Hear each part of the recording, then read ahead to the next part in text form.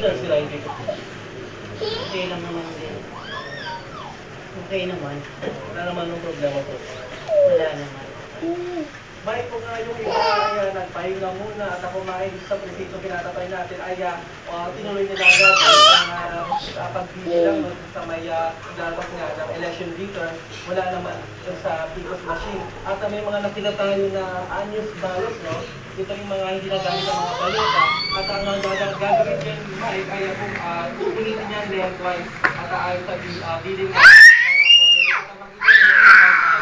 kaya itong mga poll watchers sa mga BI, itong lumalabas na resulta ng sa PCOS machine. Maraming salamat, Haji Rieta.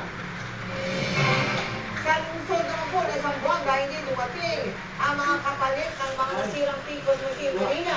Kaya yun, dismayado ang mga botante mula sa Zamboanga City na katutukoy si Rafi Lima. Rafi.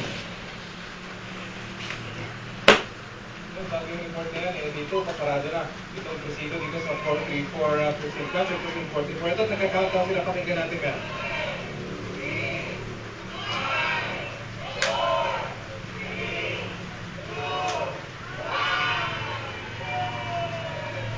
Okay, so Mel officially closed na yung cluster precinct 44 dito sa Binibuan Elementary School dito sa Zamboanga City. At tulad na nakapagit sa kanina, ganito mga nakarang araw, yung mga pinangangambahan ng mga tiga-rito, bubus yung napakalakas na Zamboanga City. Lahat na ito ay maswerte ng ito man ay hindi nakaligtas ng Zamboanga sa pagkasilan ng mga at yung mga kapalit na makina, hindi na dumating hanggang ngayong hapon.